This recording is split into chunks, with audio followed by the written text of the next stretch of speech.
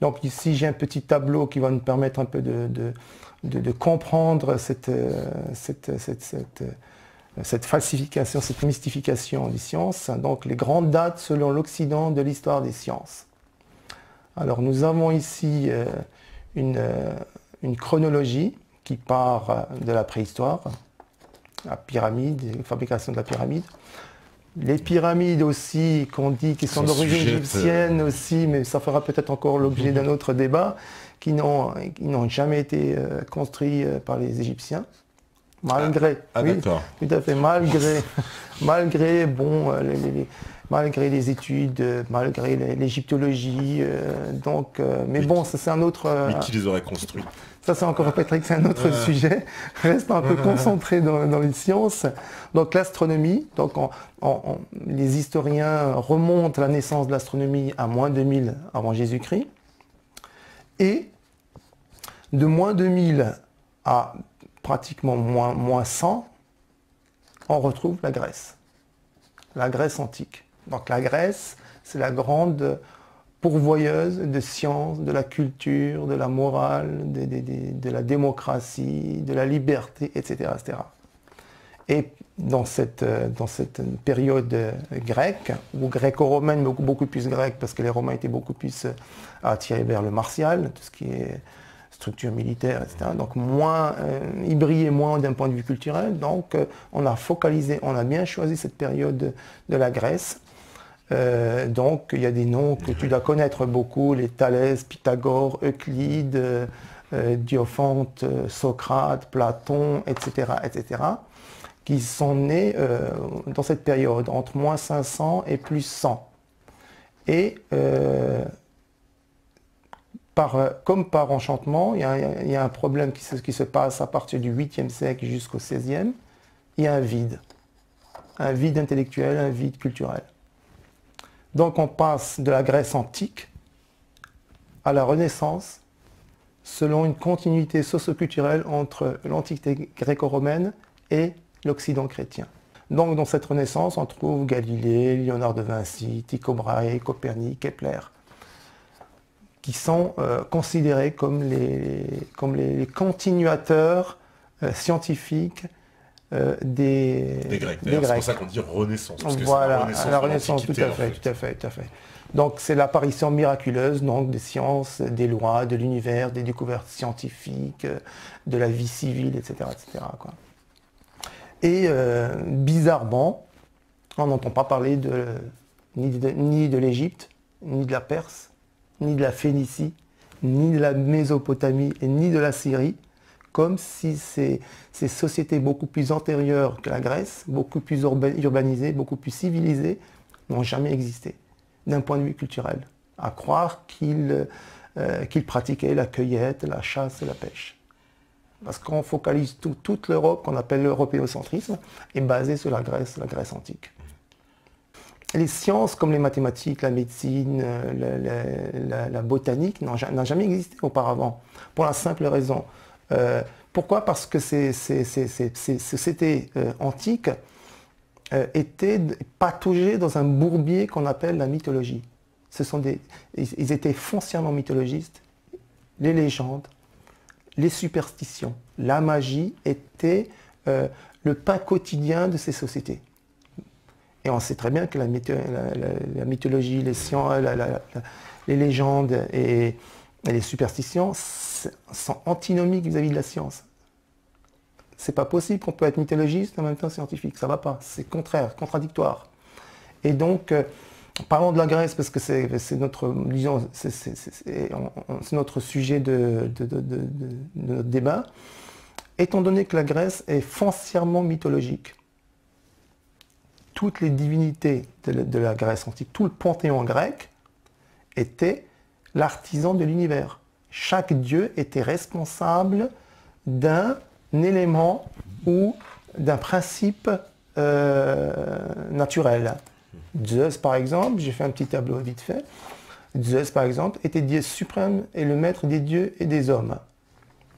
Prenons un cas concret. Déméter, chez les Romains, elle avait un autre nom qu'on appelle Cérès, était la déesse de la terre et de l'agriculture.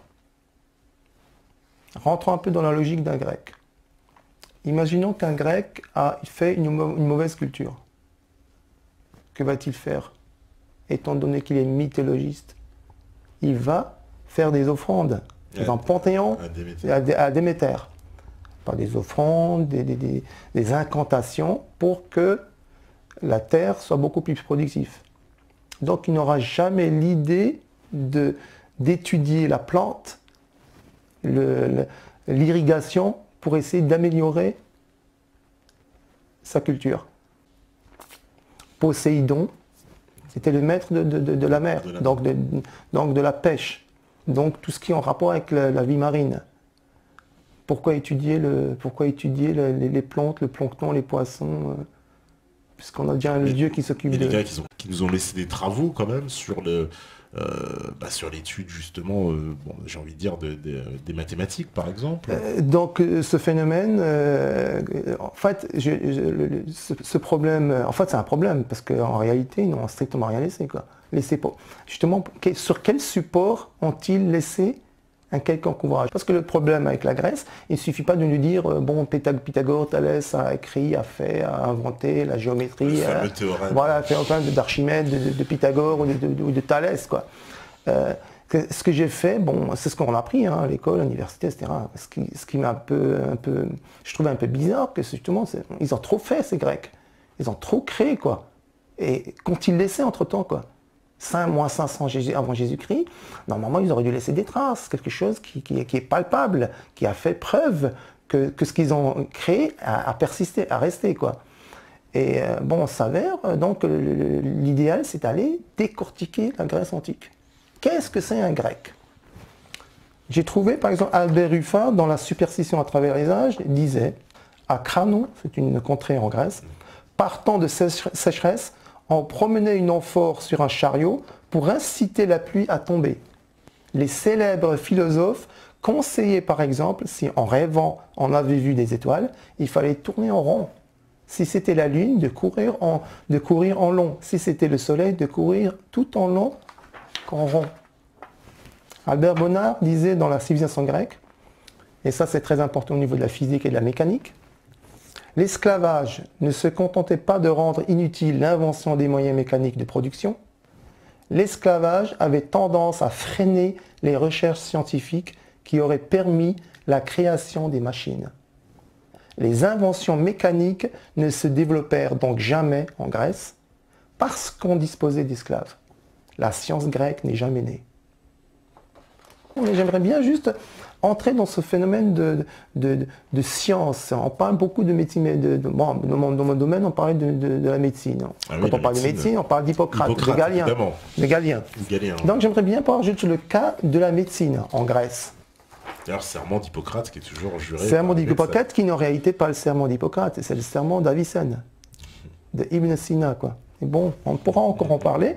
Jean-Marie Gardaya souligne, en parlant de la médecine, les Grecs étaient profondément superstitieux et innombrables sont les superstitions relatives à la santé et à la maladie, chassant la maladie grâce à une intervention surnaturelle.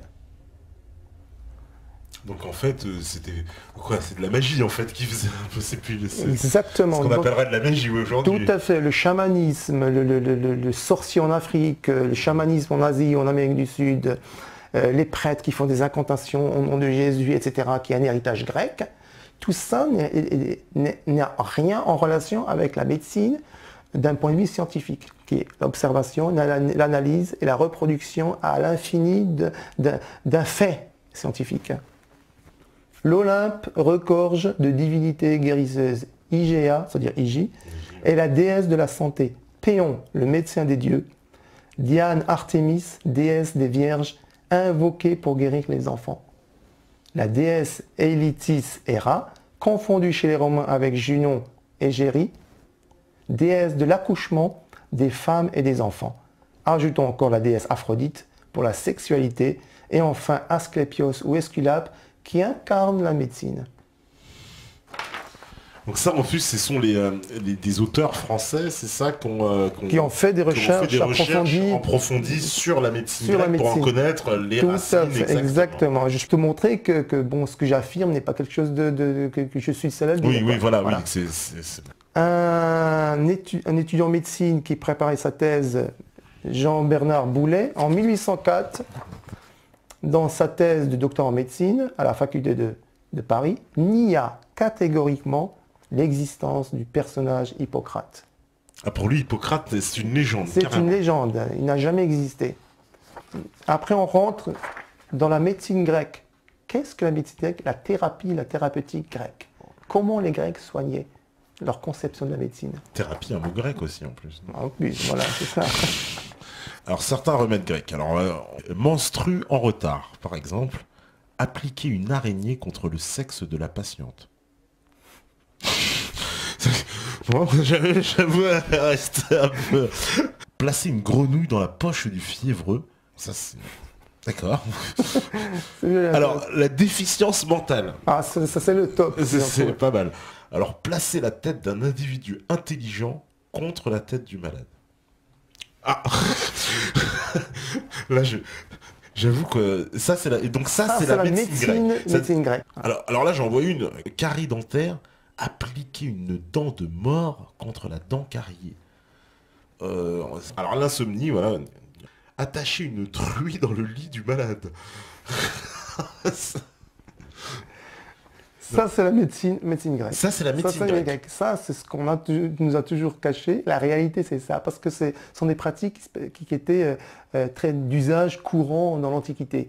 On me dit, par exemple, une hémorragie. Voilà, donc juste pour te dire une petite... Ça, c'est la médecine grecque. En parallèle, la médecine musulmane qui est apparue à partir du 9e siècle. Et tu verras la différence. Donc, il y a deux façons de traiter. Une façon grecque et la façon musulmane. Une hémorragie, donc cautérisation au fer rouge. Donc, en gros, on brûle tout. Quoi. Tout à fait, voilà. Tout est brûlé. Alors que dans la médecine musulmane, tu dis ligature des vaisseaux. Ouais. Ce qui semble être plus proche de la médecine moderne. La cataracte. Alors, cataracte, problème aux yeux. Alors, dans la médecine grecque, application de l'œil droit de la grenouille et du serpent sur l'œil infecté. Déjà, il faut se mettre une grenouille et un serpent dans l'œil. Alors que pour la médecine musulmane, on me dit résorption totale par une aiguille creuse. Tout à fait. Un des fondateurs de l'ophtalmologie, qui s'appelle Al-Mawsili, a découvert, a mis au point des opérations de la cataracte par ponction à l'aiguille creuse, sous anesthésie locale, à base de hashish, donc il le faisait de par pratique courante. Oui, l'anesthésie. Anesthésie qui a été, alors ça pour le coup c'est quand même admis, c'est la médecine musulmane qui a ramené l'anesthésie, ça, conjonctivite. Donc appliquer l'œil droit de la grenouille et du serpent sur l'œil affecté. C'est horrible. Et ça, c'était ça la médecine grecque. La médecine grecque. Ça, on ne l'apprend pas sur les bancs de la faculté de médecine. On parle toujours de Galien, d'Hippocrate, il a écrit un livre, en parlant par exemple même de Platon, Platon le Timée, l'éthique de Socrate.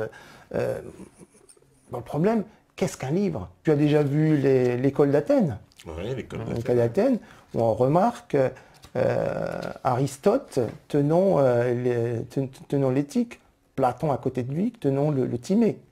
Un peu plus loin, Pythagore qui est en train d'écrire sur un livre. Derrière lui, il y a un personnage affublé d'un chèche qu'on peut apercevoir comme Averroès, et qui essaye de copier un peu par-dessus l'épaule. Voilà, et un peu plus loin vers la droite, on retrouve Euclide et Archimède. Ça, c'est l'école d'Athènes, la fresque de Raffaello de Sanzio, qui se trouve au Palais du Vatican, à la Chambre des Signatures. C'est une fresque pour marquer la conscience des individus. Quand on remarque la fresque de Raffaello, on retrouve des livres. Aristote, Platon, Socrate, mais certains ils vont vous dire, mais bon, c'est symbolique et tout. Mais la conscience collective des gens, c'est un livre. Un livre est un livre. Qu'est-ce qu'un livre en réalité? Qu'est-ce qu'un livre? Qu'est-ce qu'un livre? Un livre est la réunion de plusieurs feuilles entre elles qui donnent un livre, c'est-à-dire un codex, qu'on appelle en latin un liber, quoi. La définition même du Larousse, le livre se définit comme une réunion de plusieurs feuilles de papier servant de support à un texte manuscrit ou imprimé. Donc, puisqu'on nous dit que ces livres ont été écrits par Hippocrate, par Galien, par Thalès, ils ont écrit des ouvrages de mathématiques, de géométrie, de médecine, de chirurgie, de botanique, matériel médical de Dioscoride, etc. quoi. Sur quel support ont-ils écrit? D'après ce qu'ils nous disent, et ils nous l'imposent sur des livres. Donc le livre, d'après cette définition, on n'en a jamais trouvé un seul vestige. Il n'y a aucun livre. C'est-à-dire Mais il n'existe pas. Même d'un point de vue archéologique, quand on fait des fouilles, ils ont fouillé la Grèce, ils ont fouillé Rome, ils n'arrêtent pas de fouiller. Ils fouillent tout le temps. Jamais ils n'ont trouvé un vestige d'un quelconque livre. Imagine ce bouquin du rétablisme, je le jette dans une cave, et je reviens 500 ans plus tard, je trouve, même s'il est dans un état déplorable, je trouve un peu, au moins la forme d'un livre, quoi. Je veux dire, un fragment d'un livre. Tiens, il ressemble à un livre. Fut un temps, c'était un livre. On voit que c'est un codex carré, voilà, rectangulaire, c'est un livre. Donc voilà. Aucun vestige, aucune fouille archéologique n'a jamais retrouvé. Rien du tout. Mais quoi, on a trouvé des textes quand même, non? C'est quoi ce texte? Sur quel support ont été faits ces textes? Quels sont les supports d'écriture de l'époque de l'Antiquité? Tablette de bois blanchi. Tablette de bois blanchi. C'est vrai qu'on n'a pas encore au papier. Hein. Voilà. On est très loin du papier. Tablette de bois enduit de cire. Ça, oui. Le parchemin à base de potane et de bovin, d'agneau, de chèvre, etc. Des tablettes d'argile. Sinon, plaques de bronze, plaques de pierre. Ah oui, les plaques de bronze, on a retrouvé. Voilà, plaques de pierre. Oui. Le papyrus, papyrus, il ne pouvait pas trop le commercialiser parce que c'est une entreprise d'État. Le pharaon avait le droit monopole absolu sur le papyrus. Donc la fabrication du papyrus servait à l'administration égyptienne et à la prêtrise, c'est-à-dire tout ce qui est acte religieux. La commercialisation du papyrus était très très très contrôlée parce qu'elle était très chère déjà pour fabriquer le papyrus. Et comme c'est un monopole d'État, donc ils ne pouvaient pas le... Et ce qu'ils arrivaient à en avoir, ça coûtait tellement cher qu'on ne pouvait pas écrire on ne pouvait pas s'en servir. Sur ce genre de support, on peut faire des estampes, on peut graver un petit peu, quoi. Mais il est impossible d'écrire un typé de 300, 400 pages actuelles. Imagine-toi un peu la quantité de pierres, c'est de la pierre, de bronze, c'est de bronze, des omoplates, voilà, tout à fait, ou de parchemin, etc. Impossible. Peut-être pour une estampe, pour une gravure, on peut, peut-être, mais ça reste toujours très très limité, quoi. C'était un petit texte, mais il est impossible d'écrire de longs textes. On peut faire de longs textes, par exemple, sur du papyrus, qu'on essaie de mettre sur un parchemin. Sur du parchemin, peut-être. Mais écrire le Timée ou l'éthique, il est impossible d'écrire 300 pages de notre caractère à nous, quoi. Donc il n'y a rien, en fait, il n'y a pas de traces, Eric. Aucune trace. On a quoi, des bribes de textes qui nous sont parvenus? C'est quoi comment on a attribué, par exemple, le théorème de Pythagore? On nous a dit... Tout à fait. Ça serait, Patrick, ça sera peut-être dans le peut-être tout à l'heure. D'abord, le problème, le papier est apparu quand? Ah, beaucoup plus tard. Le papier, on sait, ça paraît beaucoup plus Le tard. papier apparaît pendant la bataille. Il y avait une bataille qui s'appelle la bataille de Talas. Et c'était au Kyrgyzstan. Oui. Kyrgyzstan, il y avait en Asie centrale, donc. Voilà, l'Asie centrale. Donc, il y avait le monarque qui était converti à l'islam et qu'il demandait l'aide des musulmans parce que les Chinois arrivaient en masse pour l'obliger à payer un tribut. Donc cette région donnait un tribut chaque année aux Chinois. Et comme à cette période, ils ne voulaient plus leur donner, les Chinois, par représailles, ont envoyé une armée. Il a demandé l'aide de Abu Abbas Safa, de la dynastie des Abbassides, oui, qui a envoyé le général Salih ibn Ziyad, c'était un grand général de l'époque de l'armée musulmane, qui est allé aider ce monarque. Il y a eu une grande bataille par le général Tao Kien-chi, peut-être pas un Sud-Coréen, mais un Coréen, un général coréen Tao Kien-chi, qui était à la tête de l'armée chinoise. Donc il y avait une très grande bataille. Les musulmans sont sortis vainqueurs. À la suite de cette bataille, les musulmans ont fait prisonnier des Chinois, des prisonniers chinois. Ils ont été emmenés à Damas et à Bagdad, et c'est là qu'ils ont délivré le secret du papier et de l'encre de Chine. Donc voilà, donc en 755, la création de manufactures de papier qui alimente l'Empire musulman.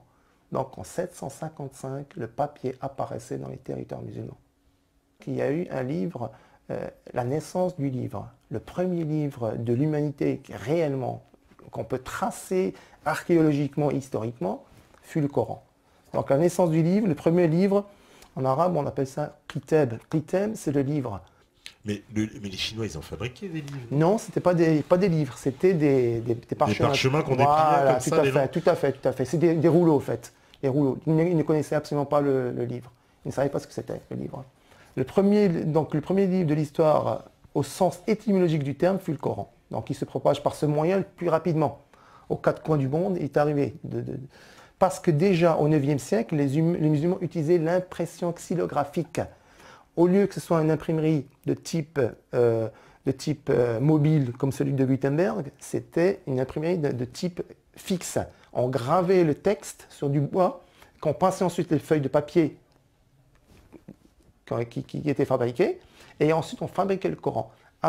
Dans ce contexte-là, le Coran était monoscript, c'est-à-dire que c'était le même Coran pour tout l'Empire musulman, puisqu'il sortait de la même fabrique.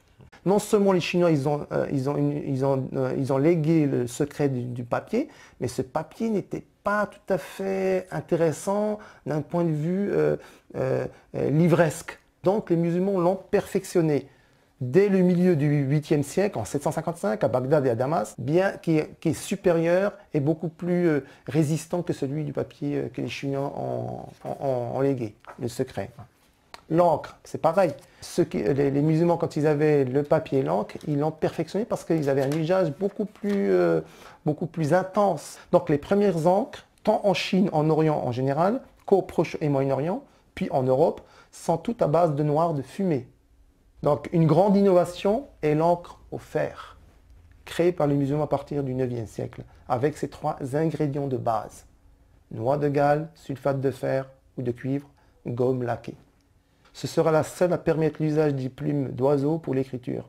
Donc l'encre au fer, dès qu'elle se fixe sur le papier, le temps n'a plus d'effet sur elle. Ses nuances et son éclat défient les siècles, voire les millénaires. Ça, c'est le livre Al-Kanun fi Tabb de Ibn Sina, le livre fondamental de la médecine, qui a été utilisé jusqu'au XVIIIe siècle en Europe, qui a été traduit en latin des centaines de fois par des centaines de traducteurs. Il date donc à Avicenne, c'est vers le 890, entre le 9e et 10e siècle. Et cet ouvrage, il se trouve, qui se trouve au Pentagone, aux États-Unis. Ne me demande pas qu'est-ce qu'il fait là-bas, il est là-bas. Oui, voilà. Oui, d'Avicenne, voilà. Donc, quand tu vois, tu le remarques très bien, il ne perd rien en sa consistance, au niveau de la couleur, du texte. Ah oui, c'est magnifique. Voilà. Dire, oui, et il date du fin 9e, début 10e siècle. Et il est toujours tel qu'il est dans cet état-là. Oui, par exemple, l'imprimerie en Europe, en Europe chrétienne, elle arrive, Voilà, en 1450, l'invention de l'imprimerie à Mayence par Gutenberg. Le fameux Gutenberg. Tout à fait. C'est juste pour te montrer un peu la possibilité que ce papier et cette encre a donné comme engouement à la culture et à la Renaissance en Europe. En 1500, en Europe, on parle en Allemagne seulement, 200 ateliers d'imprimerie en Allemagne. Au XVe siècle, 40 000 éditions. 6 à 15 millions de livres sont imprimés. En à peine 50 ans, en fait, ça se...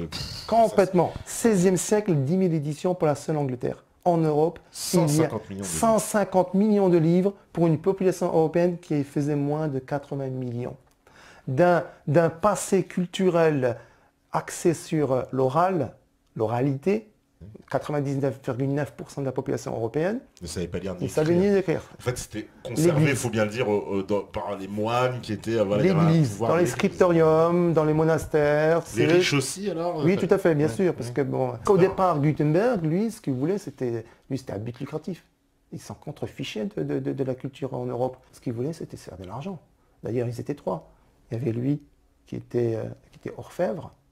Donc orfèvre, ça veut dire qu'il savait graver. En fait, Donc il y avait un financier qui finançait ses travaux. Hein. Donc il investissait, c'était un investisseur. Et le troisième était un copiste. Copiste spécialiste de langue arabe.